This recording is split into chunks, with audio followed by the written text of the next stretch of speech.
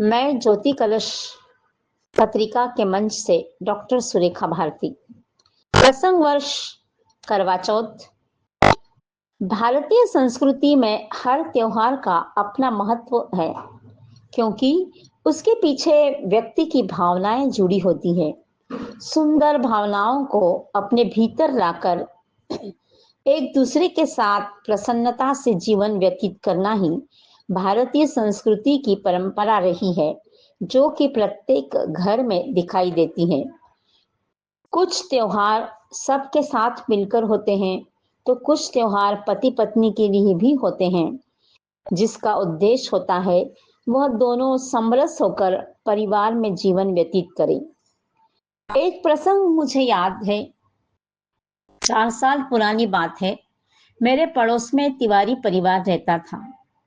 उनका बड़ा लड़का और बहू दोनों ही दुबई में 2 वर्ष पहले ही गए थे। दोनों का विवाह हुए 3 साल हुए थे। बहू परीक्षा देने इंदौर में आई थी। उस समय ही करवा चौथ पड़ गई।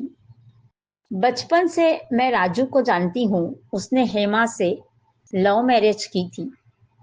करवा चौथ के दिन मैंने हेमा से पूछा था, व्रत रखती हो क्या?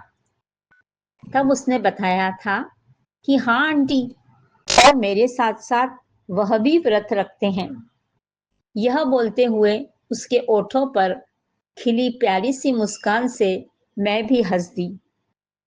करवा चौथ की रात को बहू चंद्र के दर्शन के लिए मुझे भी छत पर ले गई। अपने मोबाइल का वीडियो ऑन किया और मोबाइल मेरे हाथ में थमा दिया। दुबई में राजू ने भी अपना मोबाइल ऑन किया था। हेमा ने चंद्रमा को अर्घ्य दिया, पूजन किया। राजू ने पानी का ग्लास टेबल पर ही रख रखा था। राजू के कहने पर हेमा ने अपने कलश से जल पिया।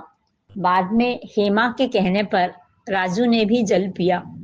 राजू ने मुझसे कहा, आंटी, पत्नियां ही हमेशा पति के लिए व्रत रखती हैं, तो पति को भी तो रखना चाहिए। हम भी तो उनके लंबी उम्र की कामना करें। यह सुन मुझे बहुत प्रसन्नता हुई।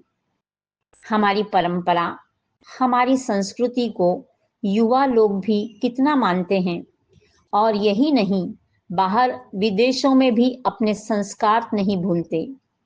पत्नी पति के लिए व्रत रखे, यह तो परंपरा है, लेकिन पति पत्नी के लिए व्रत रखता है तो वह हमारी संस्कृति को और आगे लेकर जाता है। करवा चौथ के दिन सुहागन स्त्री अपने पति की लंबी उम्र की कामना करती है। सुहागन महिलाएं सुबह ही सरगी खाती है। इसके बाद दिन भर अन्न जल ग्रहण नहीं करती। चंद्रमा को अर्घ्य देकर पति के हाथ से जल पीकर अपना व्रत खोलती है। शायद उनके मन में उस समय यह भाव हो जिन्हें मैंने अपने शब्दों में बांधा है। चांद तुम हो आकाश में, चांद तुम हो आकाश में, माना कि भर देते हो इस संसार को उत्साह से। पर तुम्हारा प्रकाश मध्यम हो जाता है तब जब छत पर मेरा चांद मुझे देखता है प्रेम से। जब छत पर मेरा चांद मुझे देखता है प्रेम से, जिसकी प्रतीक्षा करती हूँ मैं अनवरत और पुलकित रहती हूँ जीवन भर सदा सदा के लिए, जीवन भर सदा सदा के लिए। जय श्री कृष्ण।